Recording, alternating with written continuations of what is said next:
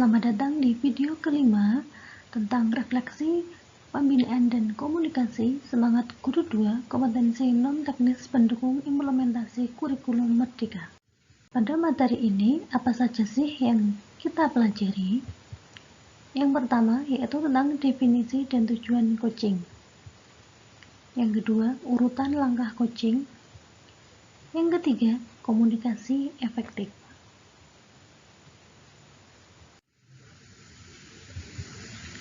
Definisi dan tujuan. Coaching didefinisikan sebagai hubungan antara coach dan individu yang dijalin melalui proses kreatif untuk memaksimalkan potensi personal dan profesional dirinya.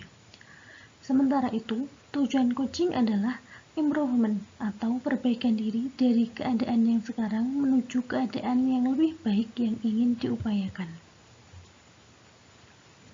Dengan coaching ini, membantu mengubah pola pikir guru dari menyuapi menjadi memberdayakan siswa untuk menjadi individu pembelajar mandiri.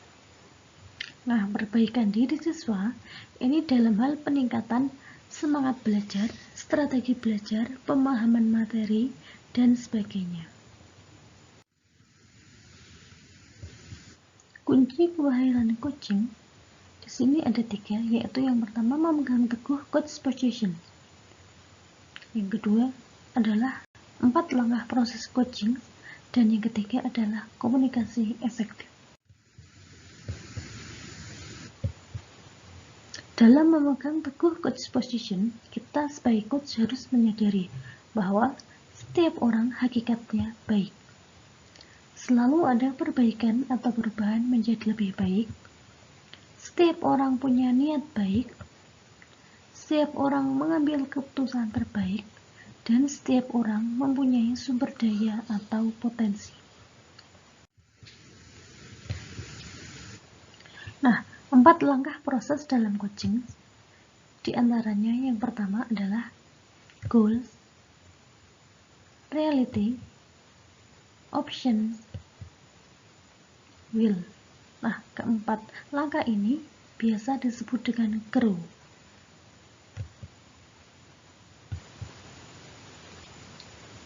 Nah, yang pertama yaitu goals atau tujuan.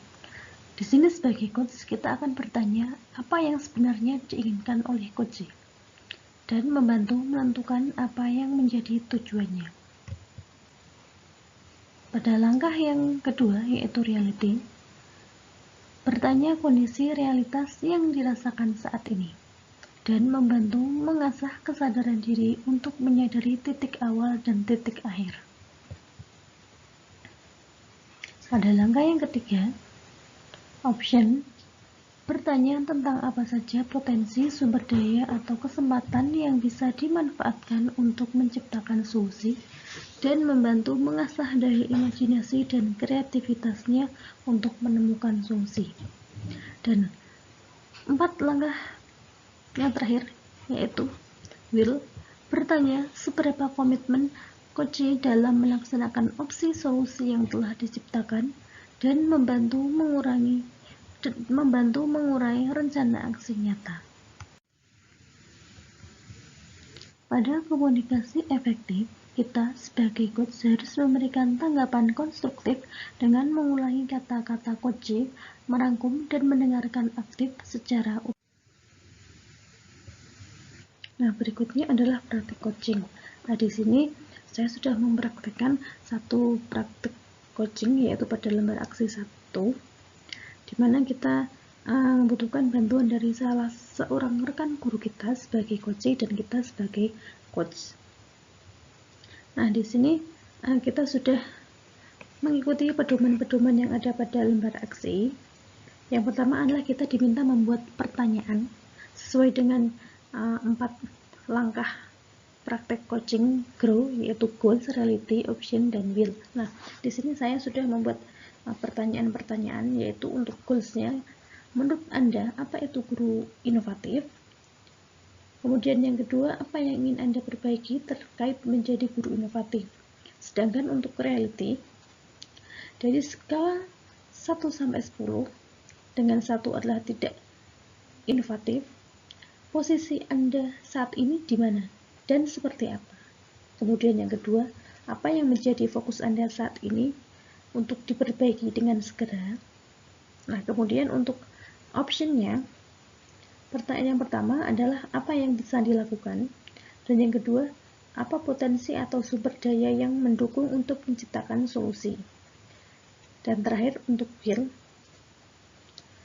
yang pertama adalah solusi yang mana yang akan Anda pilih, dan yang kedua,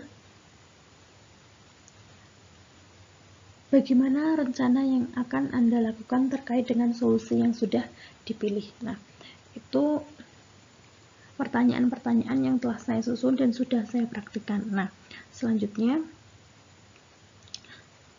adalah merancang rencana aksi menjadi guru inovatif. Nah, setelah kita mempraktikkan sebagai coach, maka langkah berikutnya adalah refleksi.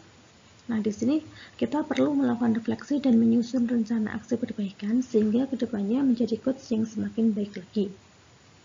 Nah, menyusun rencana aksi ini membantu kita untuk bisa tetap konsisten terhadap pencapaian yang telah dilakukan serta mengetahui apa saja yang perlu kita perbaiki sebagai seorang coach agar dapat menjadi guru yang inovatif. Dalam refleksi ini terdapat 3 pertanyaan yang harus kita jawab, yaitu yang pertama, hal yang sudah baik selama saya mengajar. Kemudian yang kedua, hal yang perlu diperbaiki, dan yang ketiga adalah rencana saya ke depannya untuk menjadi guru inovatif. Nah, itulah tadi lembar aksi 1 tentang coaching dengan rekan guru yang sudah saya lakukan. Nah, berikutnya akan saya berikan tips coaching. Yang pertama, berlatih dengan rekan guru secara rutin, yaitu pada praktek 1 seperti yang telah saya paparkan sebelumnya. Kemudian membuat catatan coaching yang rapi. Yang ketiga, membangun relasi yang baik dengan murid. Yang keempat, mengendalikan diri agar tidak langsung memberikan nasihat. Nah, demikian yang bisa saya sampaikan dalam video refleksi ini. Bagi Bapak Ibu guru yang tertarik untuk mempelajari lebih dalam tentang coaching, Bapak Ibu guru bisa mengikuti Guru Belajar dan Berbagi seri Semangat Guru 2, yaitu kompetensi non-teknis pendukung implementasi kurikulum merdeka. Sekian, terima kasih. Wassalamualaikum warahmatullahi wabarakatuh.